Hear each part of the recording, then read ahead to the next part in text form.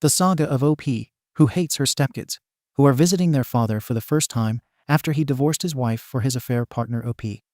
Now, she says her husband's 7-year-old daughter is flirting with him after she asked him to sleep in her room on the first day out of fear of sleeping alone. Some frameworks to understand better. OP is 24, husband is 30.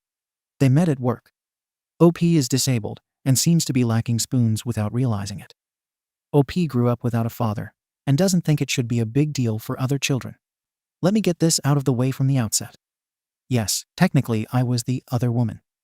When I started dating my husband, he was still married to his ex-wife. He was not, however, living with her any longer or committed to repairing their relationship. Nor did he have any love for her at all anymore. He was done. She, however, had not given up on their marriage, and she was fighting the divorce tooth and nail and asking for all sorts of crazy things as far as child support and custody of their 2 kids were concerned. We moved in together very quickly, and our daughter was born right before his divorce was finally finalized, and we moved to a different state several hours' drive away. The only reason the divorce finally did go through was that he pretty much let her have whatever she wanted to end it all for good, so we could get married ourselves. The amount of child support he pays for their kids is steep, and he only sees them every other major holiday and a month in the summer. Our daughter is now 3 months old, and we are preparing for our first summer visit with his other kids. This will be the first time I have been able to actually meet them and spend time with them. They were not allowed to attend our wedding, and they have never met their new baby sister. This will be the first time they see our new home. I am very, very nervous. I have spoken to them both over the phone and Skyped with them along with my husband, so they are somewhat familiar with me. But obviously that isn't the same as actually getting to be around them and getting to know them. My husband has made arrangements to work from home the entire month they are here, so they won't be my responsibility at all. They have a very large room to share here that we have set up and decorated just for them. We have some really fun things planned to do with them. But I am definitely nervous. This will be the first time they have been away from their mom overnight ever. This will be the first time I actually see them in person. They were not allowed to ever visit our other house, and he couldn't force the issue without a court order in place. If he even wanted to see them, he would have had to do it in her house with her present and without me. So he didn't see them at all for a pretty long time. I am definitely a bit scared. Some comments by the OP. I don't necessarily agree that he abandoned his older kids, but I do realize that it will probably look like that to them.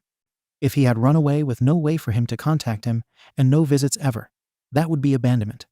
We were living in a very small town that I am not originally from, and BM is related to like 3/4 of the town. It was impossible for us to be happy there. In fact, I was pretty miserable, and he was fast getting that way. He was able to transfer without losing any time or starting over, because his company has a branch here. He even kept the same rate of pay, but the cost of living is dramatically lower here than where we were, so our money goes way farther. My sister and my mom both live nearby. I know that that is partially the case because I am used to myself, and now myself and our baby being the center of my husband's attention. I'm afraid that having to share that spot with his other 2 kids is going to make me feel threatened and possibly could cause me to resent them. That is probably the biggest reason. His daughters are 5 and 7. I'm not sure exactly how long it's been, but it has been quite some time. It was before our daughter was born, and she is 3 months old. I think probably like 5 or 6 months.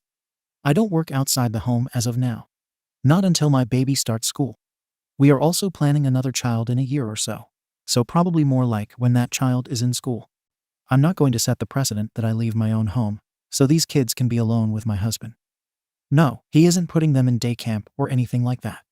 He does have himself set up so that most days he should only have a few hours of work, and he plans to try to be done before they even wake up the majority of that time. We have a few fun things planned, but I think mostly he plans to play it by ear.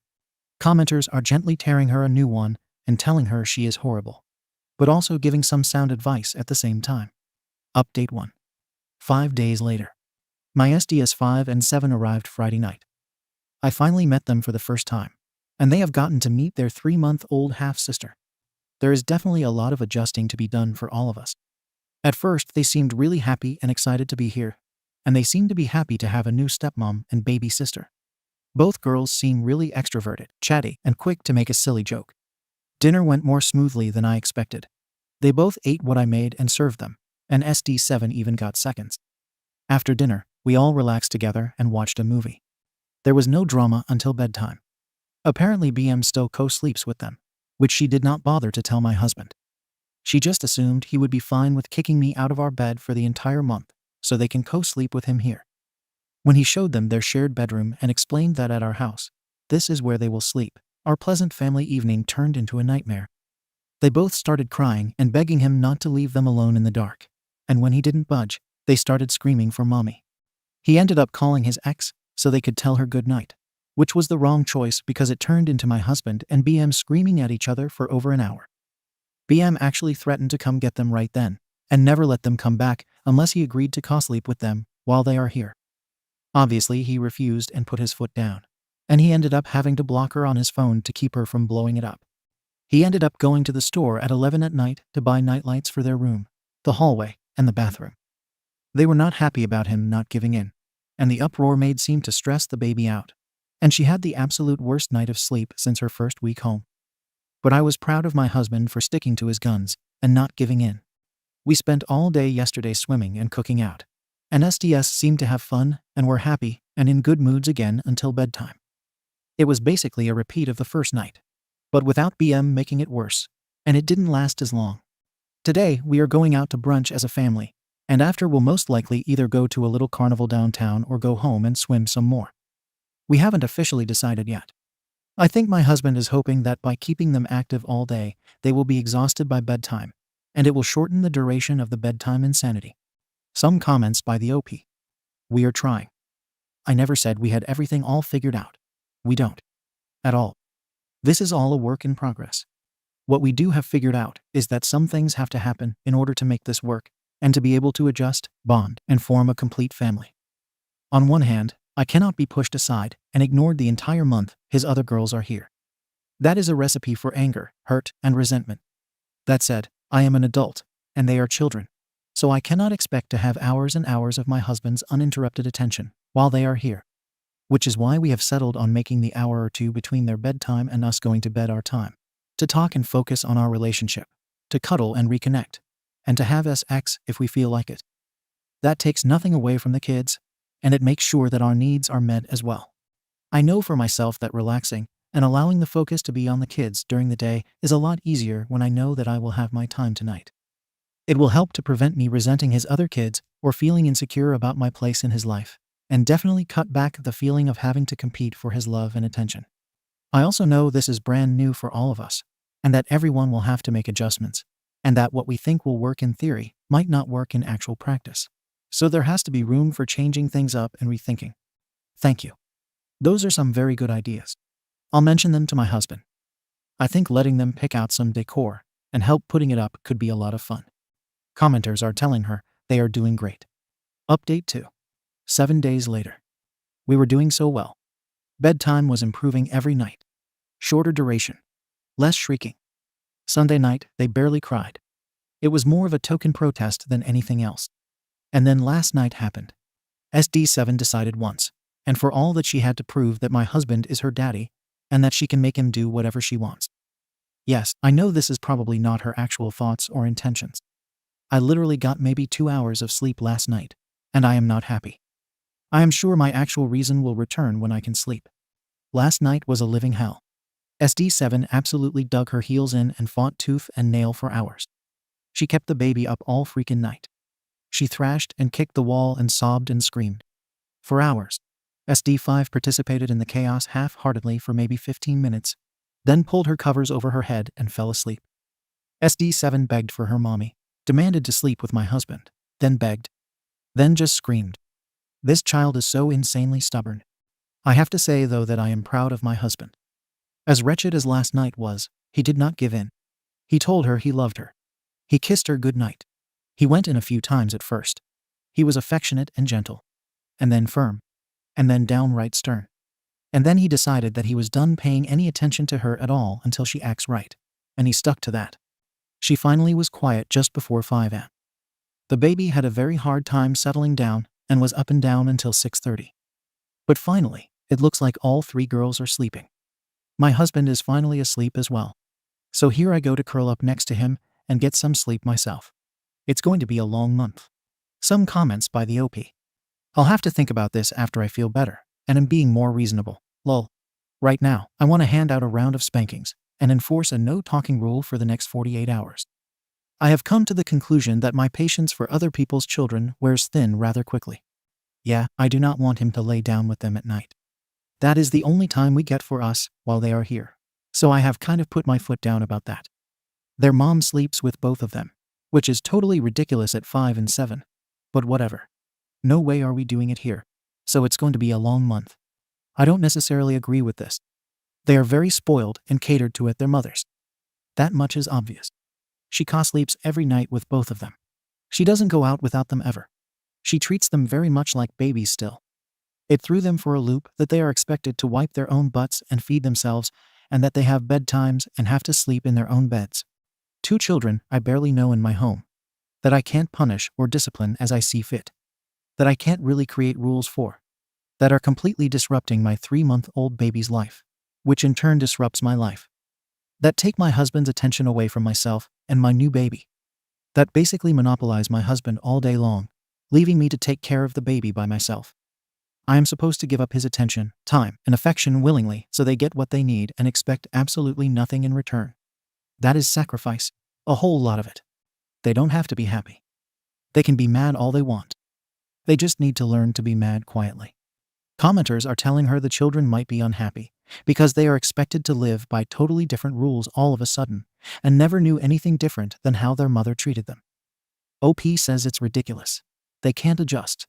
Update 3. 10 days later. Peace. Lol. I have the house to myself, and it is beautiful. Last night was a turning point, I think. I think SDS have realized no matter how much they cry and scream, they are not getting out of sleeping in their room or getting my husband to sleep with them. SD5 didn't even fuss once last night at bedtime. She just hugged and kissed her daddy goodnight and acted like she had been sleeping on her own her whole life. She is the younger sister, but she has a much more mellow personality and is not near as stubborn and needy as SD7. SD7 literally begged on her knees for DH to sleep with her, begged for mommy, and literally lost control to the point of screaming and hyperventilating, or seemed to anyway. My DH gave her a hug and a kiss, told her good night, and walked out without even acknowledging the tantrum. He and I stood in the hallway where they couldn't see and listened. SD quit shrieking like someone had hit an off switch, and we heard her say, "Watch this," to her sister. And then she let out this blood-curdling scream and started crying. "Why don't you love me, Daddy?" Like she was being murdered. Had he not heard her say, "Watch this," he would have felt awful. And he admitted that it would have been really hard to stick to his guns, and he would have felt so guilty about everything. But hearing that drilled home the level of manipulation she is trying for here. We didn't say another word to them at all. SD7 cried and screamed for probably a half hour or so, but neither my husband nor I reacted at all, and it was short-lived. We spent today swimming, and then DH took all 3 of the kids to hang out at his cousin's house and eat dinner, so I could have a few hours to myself, which feels great. Once they get home, we will get the kids settled for the night, and he and I are going to share a bottle of wine on the porch and enjoy each other's company for a while where we won't be able to hear it if SD7 does yell and scream again. I think we have gotten past the worst of it, especially now that my husband is fully aware of SD7's manipulation. He said he was so glad he heard that for himself, because now he doesn't feel a bit guilty about ignoring her theatrics. And he feels like he can focus on just being with me for a few hours. I cannot wait. OP is downvoted, and the commenters express sadness for the children. OP doesn't really understand why she is criticized for her thoughts in a forum for step-parents. Update 4. About 2 weeks later. I don't know if I can effing do this. Not quite 2 weeks ago, my husband found a tiny kitten under his truck at work and brought her home. She is my sweet baby, and I love her. SD tried to pick her up the first day she was here, and she got scratched. Very minor scratch. But she acted like it was a fatal wound, and she has been mean towards the kitten since. Today, she let my indoor kitten out. I was looking for her to feed her, and she pasted a big smile on her face and said, "I made her leave. She was a bad cat, so she doesn't live here anymore." She was trying to act all mysterious, but my husband finally got her to admit that she let her out. We have been searching for over an hour and have not seen even a sign of her. My heart is broken. It is totally dark. She is tiny and doesn't go outside. My husband asked her why she would do something like that, and she said that the cat was mean and didn't like her. So she kicked her outside and hoped a dog gets her. This is not normal. This child is straight up evil. I am shut in my room crying, and I don't want this kid near me. I told my husband he needed to take her right back to her mom. I don't want her here, and I don't want her near my baby. She is not normal at all, and I want her out of my house. Commenters are pointing out that stepdaughter did what her dad did. If you don't like someone, you make them go away. Some commenters also suggest therapy and tell OP a 7-year-old is not evil. OP says she hates stepdaughter. OP had one I can't recover. But the one lone commenter tells her to please stop posting in. She starts to post in. Update 5. About 2 weeks after the original posting and 2 days after the kitten posting. Okay, I'm going to try here since the other place had a very hard time understanding that I was posting during a very emotional time. And this is the only other relevant sub I could find. I was angry and hurting and raw. And yes, saying harsh and cruel things about SD7. I was not saying those things to her, or where she would ever hear read them, or even to my husband or out loud at all, nor would I ever, because even as upset and emotional as I was also aware that she is 7, and that this month is hard on her too. I'm not going to go into a whole ton of background. If you didn't already read it, you can see it through my profile if you want to know, or you can ask whatever questions you have. Fighting all of the insecurities inside is hard enough as it is, without everyone trying to force me to accept that SKS hurt trumps mine all the time, and that no matter what I do, myself and my baby will always come last, because BM and SKs were in my husband's life before I was, and will be in his life long after he leaves me behind. That is such a hurtful and mean thing to say to someone who is struggling, because that is their biggest fear and insecurity. How can anyone feel safe and secure in their life and in their family when people are always trying to convince you that you aren't important or even really a part of your own family? I don't understand that at all. And yes, I know that there was more to what people were saying than that, and that no one came out and said outright that I didn't matter. I realize the fact that that is what I see when I read through those replies is a symptom of my own insecurities. I have never wanted to shut my SDS out of our family or our lives. I never wanted them to just go away. What I wanted and still do want is for them not to have the power to do those things to me either. I don't want them to go away, and I don't have the power to make them. I simply want them to see and understand that they don't have the power to make me go away either. Their place in their father's life is safe. I just want to be able to feel that mine is too. Quick update on the situation I haven't shared anywhere, but in private messages because it was made clear I'm not welcome there any longer. My husband did finally find my kitten yesterday morning. She had some superficial injuries and a limp. But after a trip to the vets for a check, we know she will be fine very soon, which is a huge relief. I haven't interacted very much with SD7 since the incident. My husband grounded her from her tablet because of what happened, and he has told her that until she can apologize to me and treat me with respect, she will sit out of fun activities. She is very stubborn and refuses. My husband made her sit in a lawn chair while SD5, my baby, and he and I went swimming yesterday. Not sure what happens now, or if he will be able to stand by what he said, so we'll see. On a positive note, we have had zero trouble with their bedtime since it all happened. Update 6.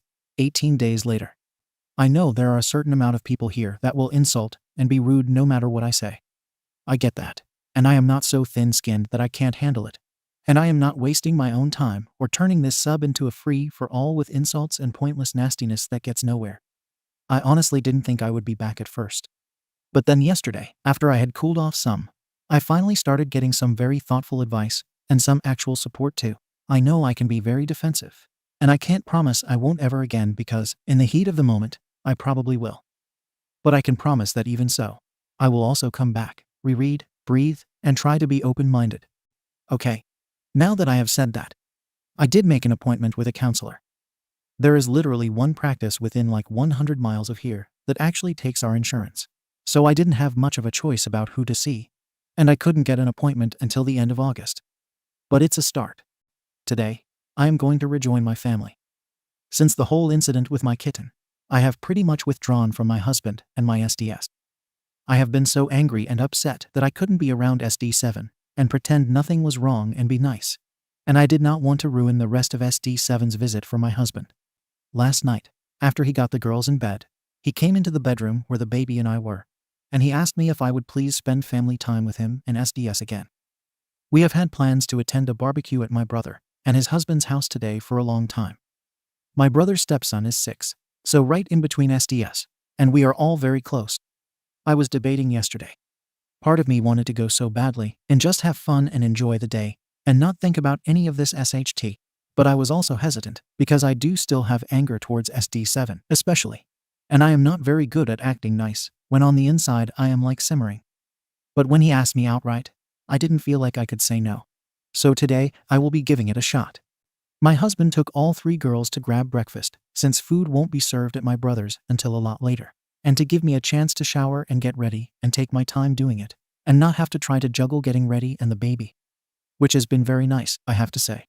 So now, I am sitting here trying to psyche myself up to be able to smile and be happy, and not think about any of the SHT from this week, and just relax and enjoy spending time with my family.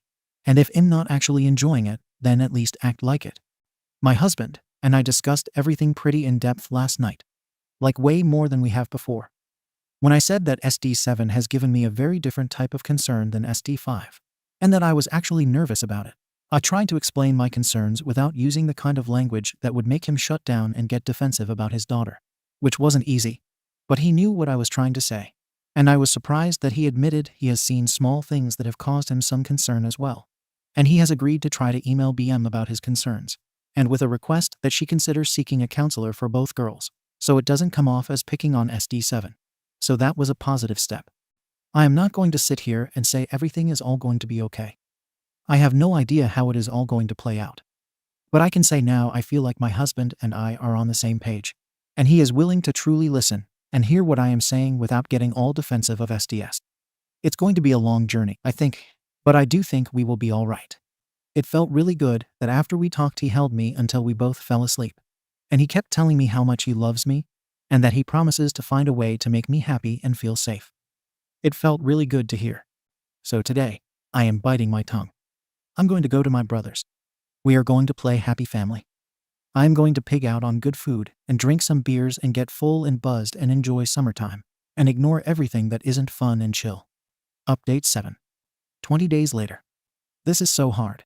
So yesterday, I woke up in a great mood with every intention to keep a positive attitude and spend some time trying to bond with SDS and make their day as pleasant as I could, since my husband had to actually go into work for the day for meetings and wouldn't be home until at least 5 or 6. So it was just me and the 3 kids. I'm not going to claim I am totally over what has happened, or that I don't still have a whole giant tangle of emotions under the surface, some of which are completely conflicting, and some that I don't even understand myself why I am feeling them. But SDS are only here for a couple more weeks, and it would be just cruel to my husband if I didn't try. So I made the kids a decent breakfast, and then planned to swim with them and the baby for a little while, and then let SDS pick a movie we could watch together once I got the baby down for her afternoon nap. I figured that was a low-pressure, relaxed way to spend some time with them, and try to maybe get to know them better, and have a better understanding of how they are feeling about everything. It all started out okay, until SD7 got overly rambunctious in the pool, and ended up kicking the baby in the face. I knew it was accidental, and it wasn't very hard. I wasn't angry or anything. I just comforted the baby until she quit crying and asked SD to go to the other side of the pool to play if she still wanted to do flips and stuff. And I opted to sit on the steps with the baby to make sure there was room for the older girls to play. I didn't raise my voice. I didn't say anything that could possibly be construed as mean or angry. I was being extra careful not to. SD7 completely shut down. She quit playing, quit laughing and chattering. Everything. She just got this sullen expression on her face, and just stood there staring at me and the baby, not saying a word. After a couple minutes of this, she physically tried to shove me out of the way so she could get out, and refused to say a single word and went inside. She shut herself in their room and refused to come out or say a single word until my husband came home much later. When he tried to get her to talk, all she said was, "Don't leave me alone with her and that baby anymore. That baby makes everything boring, and I don't like it." He tried to tell her that everyone has to be a baby before they can be a big kid, and that if she was nice to her baby sister, in a couple of years or maybe even sooner, her baby sister would love and admire her so much. He tried to tell her about his own little sister, who is 5 years younger than him, and how he thought she was boring too at first. But now they are very close and love each other very much. When he and I finally got to sit down and talk about it later, he said she wouldn't say a single word after that first response, and wouldn't even make eye contact with him. And he has no idea if she was even listening or understanding. She refused to even acknowledge him after that until he went in at bedtime to say goodnight. At that point, it was like a whole other kid. She hugged him over and over, and was like overly saccharine sweet to the point that it seemed really fake, and kept gushing about how much she loves her favorite daddy, and how he is the best person in the world, and she will always be his little princess. That part I witnessed, and I have to say, it was weird. Especially since he has never called any of the kids his little princess before ever. He uses pet names. Don't get me wrong, but that isn't one of them. And she kept like stroking his face and hugging him really close over and over. I didn't say much to him about it. I just let him talk. I mean, yes, it seemed very odd to me. But I don't really know enough about kids that age to know if it is something truly weird or anything. But when he came out, he told me that whole encounter felt completely bizarre. Like, almost like she was trying to flirt with him. And then he got all upset and uncomfortable, and was basically kicking himself for that to have even crossed his mind.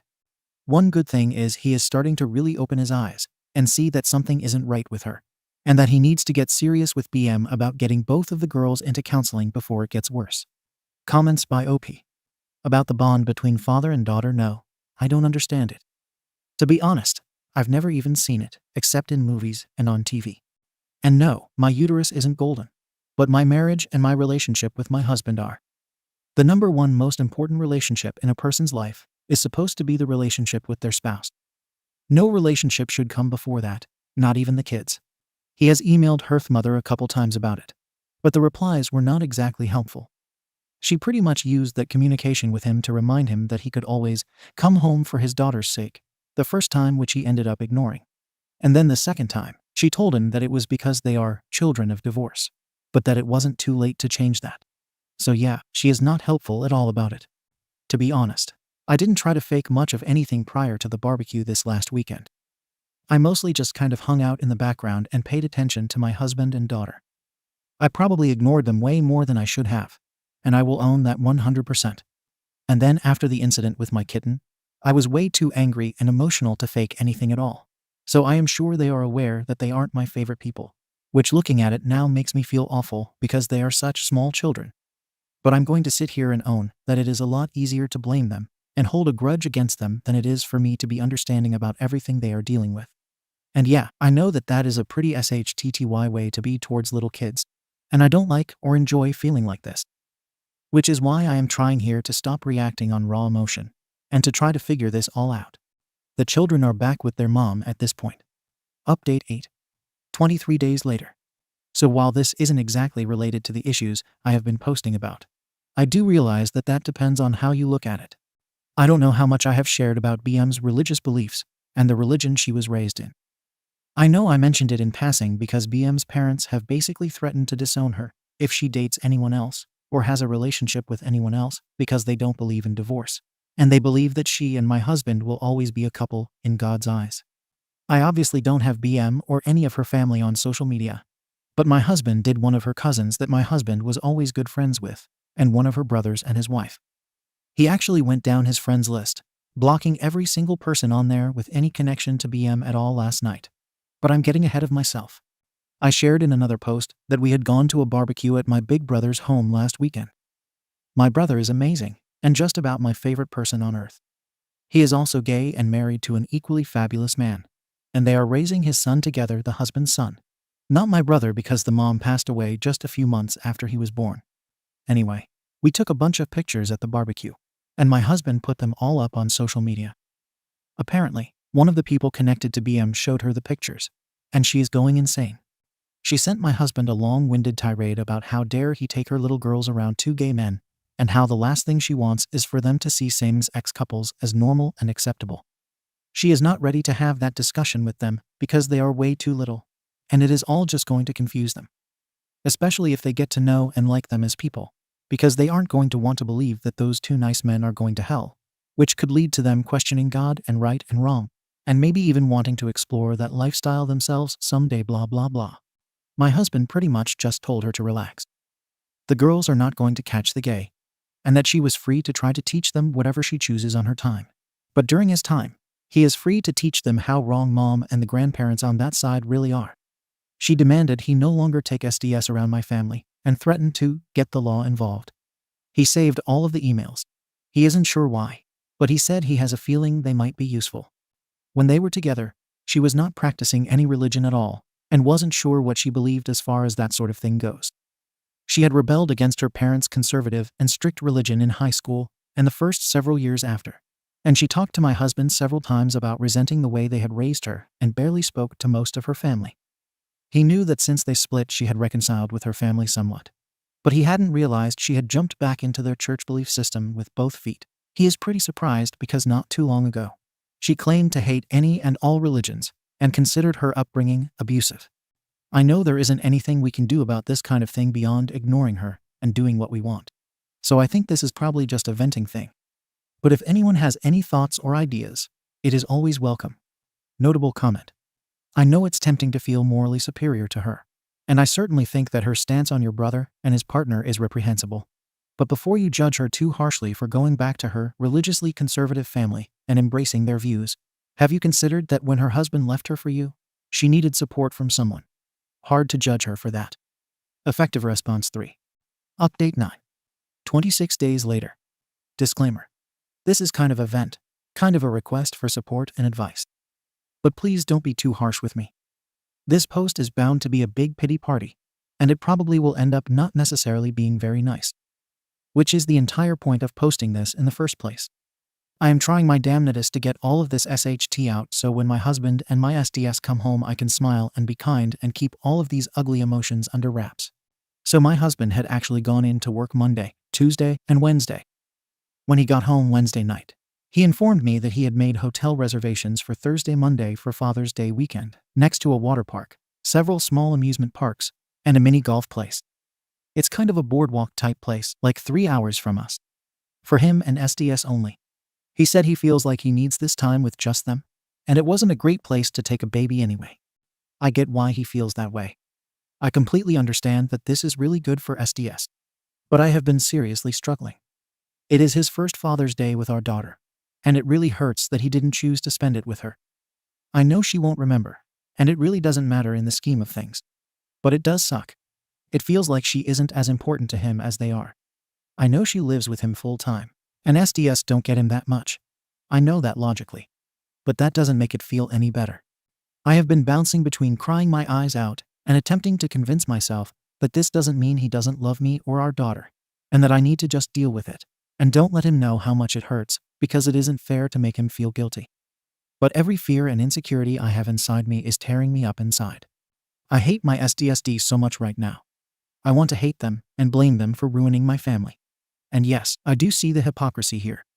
But it's very hard to care about that right now. I also know they are little girls, and none of this is their fault. And I will never breathe a word of this out loud.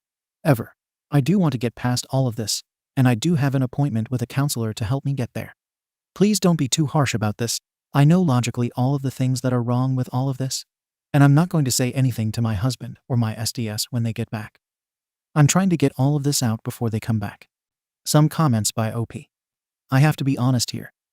If he had planned this prior to the bedtime battles and the incident with my kitten, I would have fought him tooth and nail and made it clear that if he did something like that without me, I would lose my SHT on him. I might have even left. About seeing them as family, I started their time here doing just that. But the way it has gone has changed that, and I'm not sure how to get that back. It is very hard to think of people that hate you and go out of their way to make you miserable as family. And yeah, I do realize that they would probably say the same about me if they were old enough to have that sort of insight. The difference being that I didn't have these kinds of feelings until they made it clear that they hated me. I'm not sure I agree. The way they have behaved since their arrival has made it very clear that they hate me and don't want me here. SD7 in particular. I also don't believe they are trying to articulate hurt or misery through temper tantrums. Anger maybe. My husband hasn't angered their feelings at all. If anything, he has catered to them more than I would like. And I'm trying to step back and look at it all logically and not let my emotions color my thoughts on that, even taking everything else out of the equation and looking at it all in a purely rational way. I am realizing that he and I have very different styles of parenting, which is something I haven't seen before because our daughter together is only almost 4 months old. Update 10. 27 days later. I'm sorry for blowing up the sub lately. Typing everything out and discussing it all has opened my eyes to some stuff I didn't really want to see and helped me to look at things in ways I may never have without it. So, my husband and SDS came home from their trip yesterday evening. Obviously, I was struggling still and dealing with some super mixed feelings about the trip and about everything else to do with SDS, my daughter, and our family. I didn't say much until the girls were in bed. I was nice to them, though.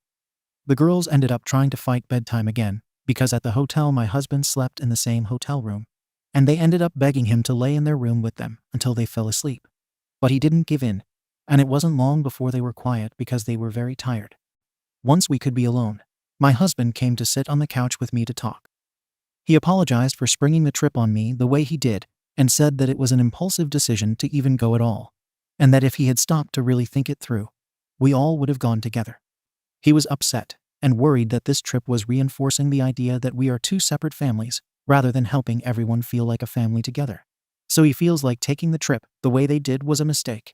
And this feeling was reinforced often throughout the trip because SD7 kept wanting him to say that he loved her and SD5 more than anyone else in the world, and that if he had to choose between them and my baby and me, he would always choose them. And when he wouldn't say either of those things, SD7 got angry and had a major attitude. And it wasn't that he refused to tell them he loved them. He just refused to add the more than me and the baby part. And he told her that everyone in our family is important, and that sometimes their needs might be more pressing. But that sometimes mine or his might be, and sometimes the baby's might be. That every person in our family matters, and that no one gets to be number 1 inch all the time. He said he tried to explain the difference between the parent-child relationship and the married-partner relationship. But he doesn't think he did such a great job at explaining. And it ended up going in a direction he wasn't anticipating because SD7 kept insisting that he and her mom were his family, and that I was not and never would be, and neither was the baby, and that her mommy wants him to come home. And when he tried to explain that his family is now SDS, baby sister, and me, and that while mommy will always be their family, that she wasn't his and won't ever be again, which turned into her sobbing and begging him to change his mind. He seemed very tired and very discouraged. I tried to be loving and supportive and didn't bring anything else up because it really just wasn't the time. I just encouraged him to stick to his guns and insist that BM gets them into counseling ASAP because, at this point, that's probably the only way to help them. He is angry because he believes BM is putting these things in their heads and is trying to use the girls as pawns to try and manipulate him into coming back. I don't know. I had a ton of things I wanted to talk through with him, but they kind of ended up getting shelved for a later date because he very clearly needed me to listen more than anything else. I am clearly not the only one struggling in all of this. Every single one of us is. Notable comments. Deleted user. Not to be harsh, but your husband seems like a not-so-great parent and a little erratic in relationships. So I think you need to start thinking about how you would like your daughter's hypothetical future stepmother to treat your daughter and help your relationship with yourself. Just act as you would like her to. OP. I realize he wasn't a good father to SDS for a long time. Well, I realize it just because I've heard it enough on Reddit anyway.